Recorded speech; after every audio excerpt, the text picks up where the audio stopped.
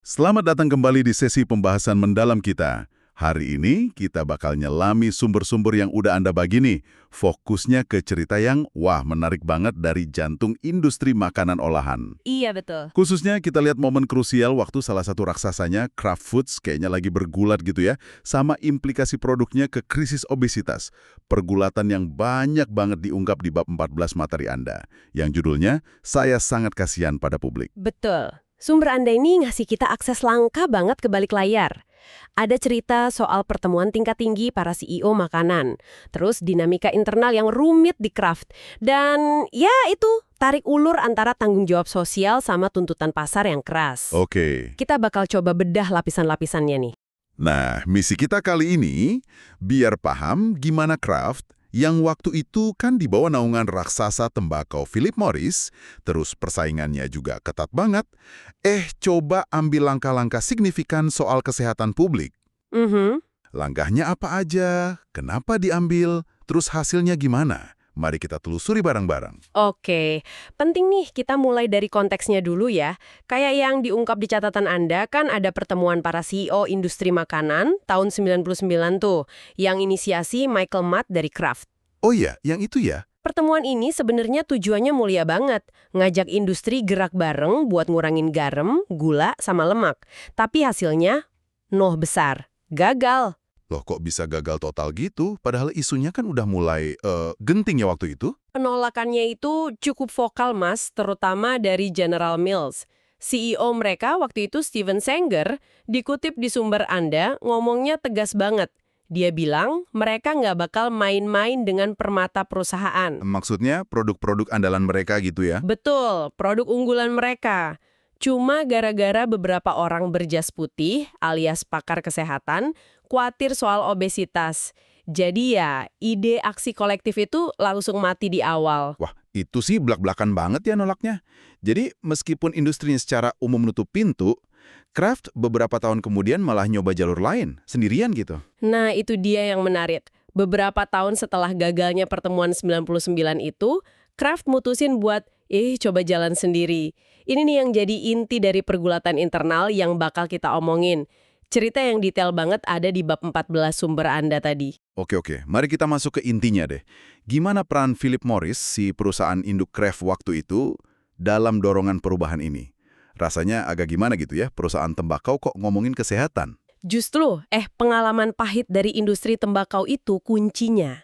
Sumber Anda nyorot gimana eksekutif puncak Philip Morris kayak Geoffrey Bible mulai ngasih peringatan ke para petinggi di Kraft. Peringatan? Iya, si Bible ini kan udah kenyang banget ngadepin gugatan, tekanan publik soal rokok dan kanker. Nah, dia lihat nih, pola yang sama bakal keulang lagi. Peringatan spesifiknya kayak gimana tuh? Dia secara halus tapi konsisten, ngangkat isu garam, gula, sama lemak. Di catatan Anda, itu ada kutipan prediksinya yang cukup bikin kaget pada masanya. Prediksi saya, itu tekanan publik kayak isu tembakau bakal terjadi di industri makanan seputar obesitas. Wow. Dia lihat sejarah bakal berulang, tapi kali ini musuhnya obesitas bukan kanker paru-paru gitu. Wah, ini pasti bikin eksekutif makanan di Kraft jadi mikir ulang ya. Gimana reaksi mereka awalnya? Ya, awalnya ada skeptisisme. Sumber Anda nyatat reaksi John Ruff, kepala R&D senior di Kraft waktu itu. Pikiran awalnya tuh kayak, siapa Anda, Philip Morris, mau ngajarin kami soal tanggung jawab perusahaan gitu kan? Wajar sih ya. Tapi peringatan dari kakak tua yang berpengalaman ini, ditambah kesadaran internal yang mulai tumbuh, akhirnya bikin Ruff dan beberapa eksekutif kunci lainnya mulai lihat potensi krisis yang sama di depan mata. Jadi peringatan dari luar ini nyulut gerakan dari dalam gitu. Siapa aja tuh yang terlibat? Tepat, sekelompok kecil orang di dalam Kraft yang peduli kayak John Ruff tadi, terus ada Kathleen Spears sama Michael Matt. Oh, Matt yang ngadain pertemuan CEO itu ya? Iya, orang yang sama. Mereka mulai dorong perubahan internal. Gak nyerah gitu aja setelah gagal di luar. Mereka berhasil nih ngeyakinin pimpinan puncak Kraft. Terus, langkah konkret pertama mereka apa setelah dapat lampu hijau? Salah satu langkah awal yang cukup signifikan itu pembentukan panel penasihat eksternal soal obesitas di tahun 2003. Dan ini bukan cuma formalitas loh. Oh ya? Mereka ngundang pakar-pakar independen. Salah satunya Ellen Wartella, seorang akademisi terkenal di bidang pemasaran ke anak-anak. Menarik. Gimana peran si Wartella ini? Katanya dia awalnya ragu ya buat gabung. Benar banget. Dia khawatir panel ini cuma ya pencitraan aja gitu. Nah, keraguan itu kebukti pas pertemuan pertama. Wartela ini nggak pakai basa-basi. Langsung to the point. Langsung, dia lontarin kritik pedas banget ke praktek pemasaran craft yang nargetin anak-anak. Dia nunjuk contoh spesifik kayak game online Oreo atau penggunaan karakter kartun Flintstones di serial Fruity Pebbles. Waduh, apa persisnya kritik Wartela? Keras banget ya kedengarannya. Keras banget. Kutipannya di catatan Anda tuh, Anda memanipulasi anak-anak, ini tidak etis, paling buruk Anda terang-terangan berbohong. Sumber Anda bahkan ngegambarin gimana beberapa orang di ruangan itu sampai hampir loncat dari kursi saking keterus-terangan Wartela. Itu reaksi yang, wah, nggak terduga banget ya. Biasanya perusahaan gede gitu kan bakal defensif kalau dikritik setajam itu. Terus kenapa mereka malah dengerin Wartela lebih jauh menurut sumber Anda? Nah, ini dia momen yang nunjukin potensi keseriusan Kraft waktu itu. Bukannya marah atau bela diri, para eksekutif Kraft, termasuk CEO Betsy Holden, malah dengerin dengan saksama. Serius? Iya, mereka bahkan minta Wartela buat ngasih lebih banyak contoh dan analisis mendalam. Kayaknya sih kritik yang basisnya bukti dan datang dari pakar independen, ini benar-benar kena ke titik saraf mereka. Lalu, apakah kritik dan masukan dari panel ini beneran dijadiin kebijakan nyata sama Kraft? Ya, ada beberapa langkah konkret yang diambil Kraft sebagai hasilnya. Coba kita lihat 3 area utama yang disorot di sumber Anda ya. Pertama, soal pemasaran ke anak-anak. Kraft setuju buat membatesin iklan yang ditujuin ke anak di bawah 12 tahun. Pembatasannya gimana? Cuma ngurangin jumlah iklan aja. Lebih dari itu.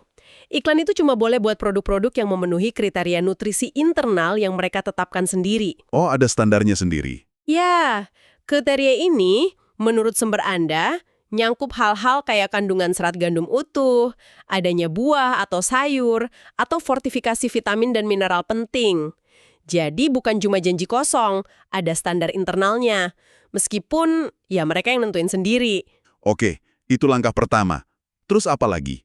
Langkah kedua nyangkut transparansi label nutrisi.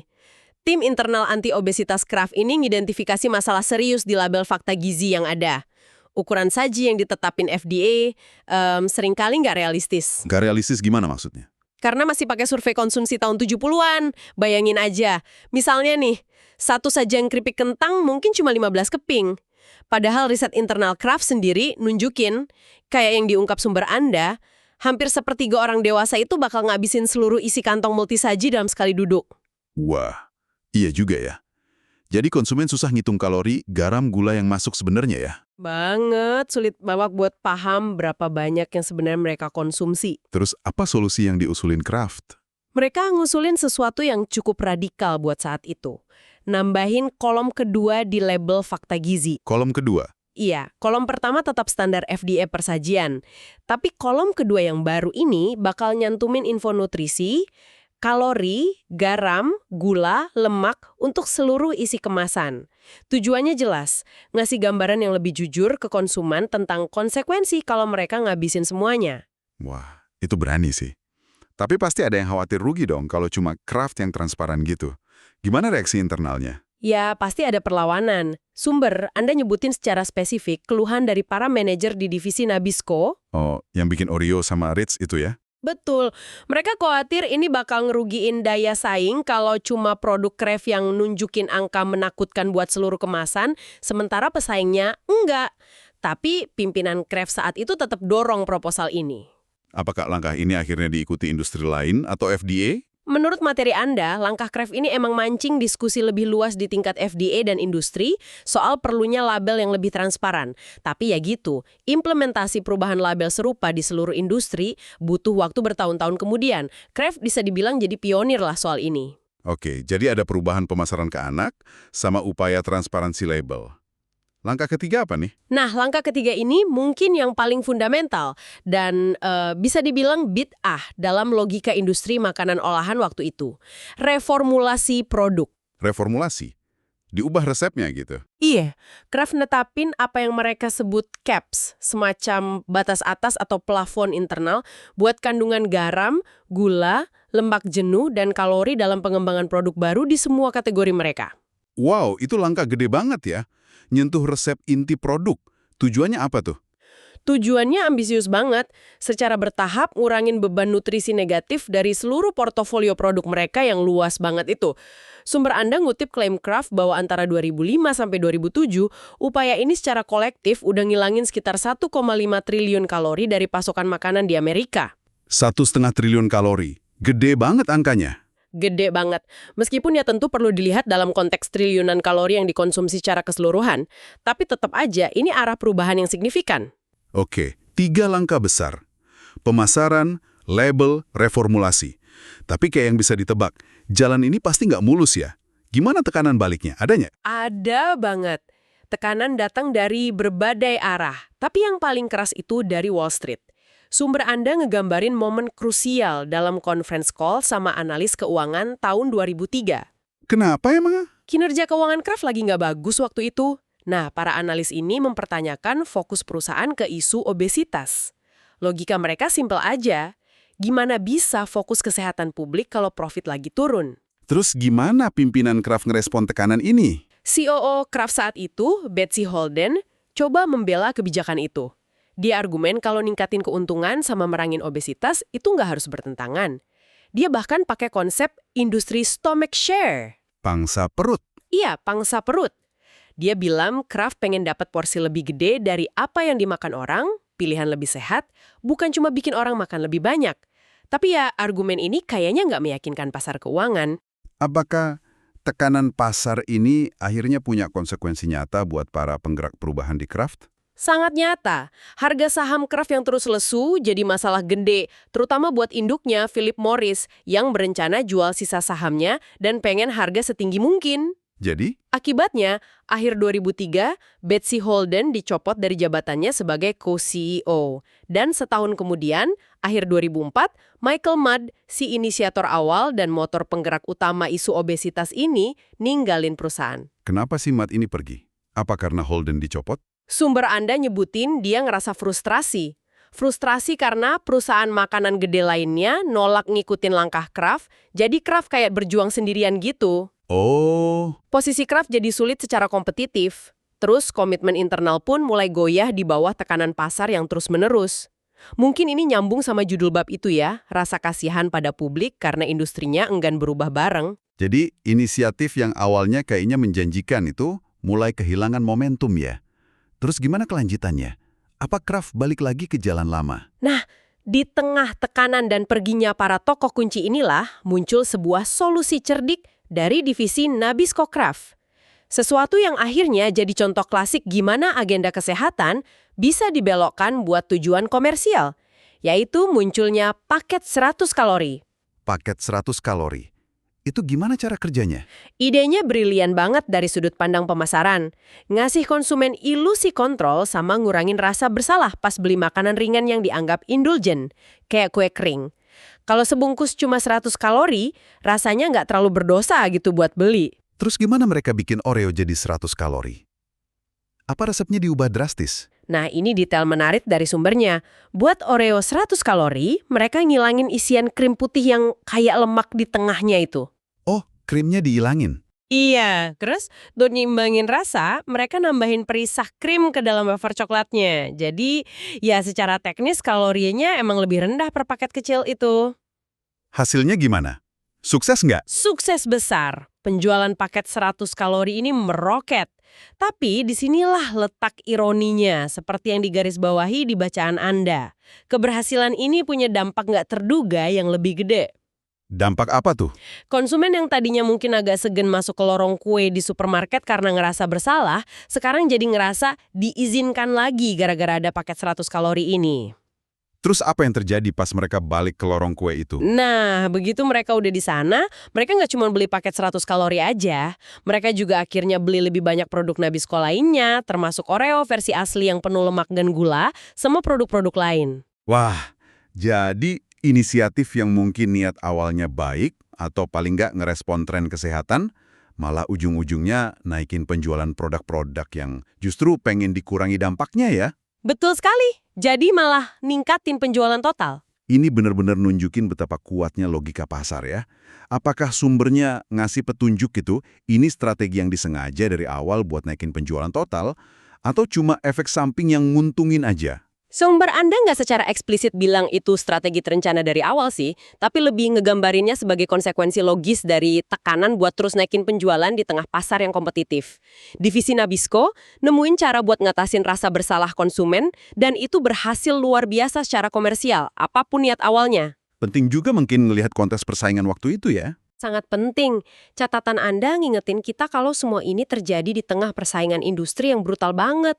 Ada perang kue antara Kraft lewat Nabisco lawan Hershey yang bahkan maksa Kraft nambah kandungan lemak di beberapa produknya biar nggak kalah saing soal rasa. Serius? Sampai nambahin lemak lagi? Iya, terus ada juga tekanan luar biasa dari retail raksasa kayak Walmart yang baru masuk ke bisnis grosir dan nuntut harga serendah mungkin. Dan tekanan harga ini pasti ngaruh ke kualitas bahan baku juga kan? Tentu aja, produsen kayak Kraft terus didorong buat cari cara neken biaya bahan baku. Ini seringkali artinya lebih banyak pakai garam, gula, sama lemak yang relatif murah, tapi efektif ningkatin rasa dan umur simpan produk. Jadi lingkaran setan gitu ya? Iya, ini bikin lingkaran setan. Makanan olahan jadi pilihan termurah buat banyak konsumen, tapi dengan konsekuensi nutrisi jangka panjang. Sumber Anda bahkan ngasih contoh penggunaan milk protein concentrate impor yang lebih murah daripada susu bubuk domestik dalam produk kayak Cheese Whiz. Ada satu lagi ironi gede yang disorot di materi Anda terkait ekspansi global Kraft. Bisa dijelasin? Ya, ini kontradiksi yang paling nyolok mata. Sementara Kraft di Amerika Serikat lagi setidaknya coba bergulat sama isu obesitas dan ngelakuin reformulasi produk, perusahaan yang sama secara agresif ngelakuin ekspansi global besar-besaran. Fokusnya justru ke produk-produk tinggi gula dan lemak yang sama. Contohnya apa tuh? Puncaknya ya akuisisi Cadbury, raksasa permen dan coklat asal Inggris senilai 19,6 miliar dolar tahun 2010. Gede banget ya nilainya. Tujuannya jelas banget, mendominasi pasar makanan ringan, kue dan permen, global. Mereka pengen pakai jaringan distribusi Cadbury yang luas buat dorong penjualan produk kayak Oreo ke seluruh penjuru dunia, termasuk pasar berkembang yang gede kayak India.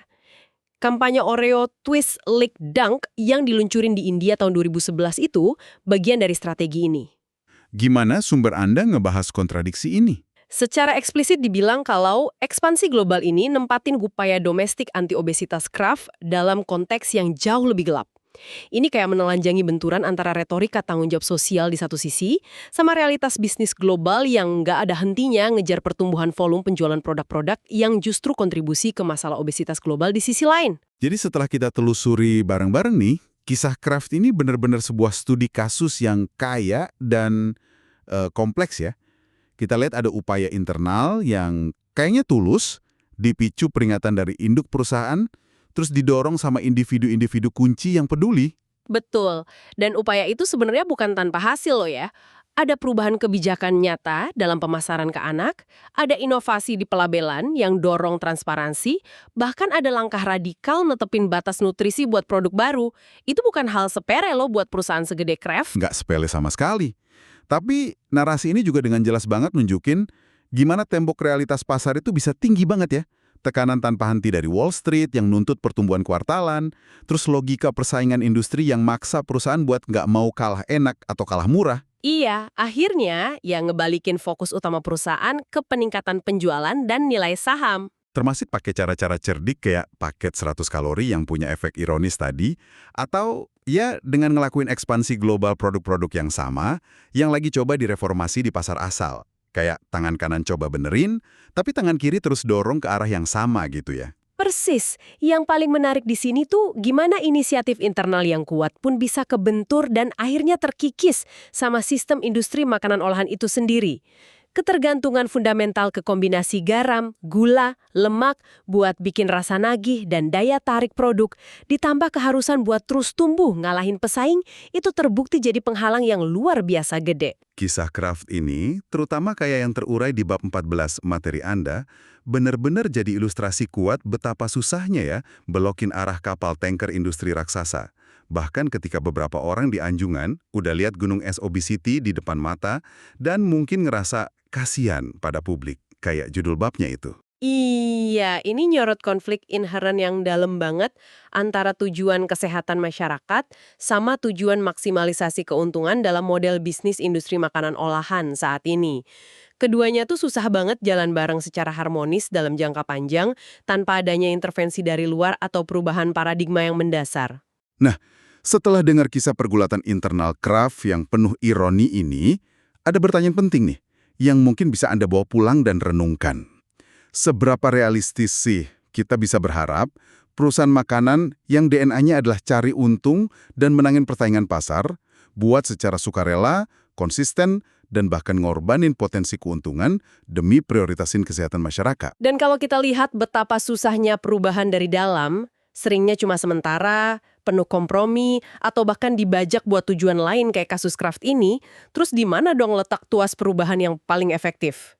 Apa ada di regulator yang harus berani netapin aturan main yang lebih ketat soal formulasi, label, dan pemasaran?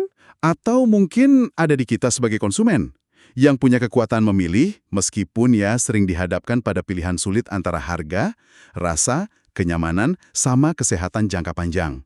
Betul. Itu pertanyaan kompleks banget yang gak ada jawaban hitam putihnya ya.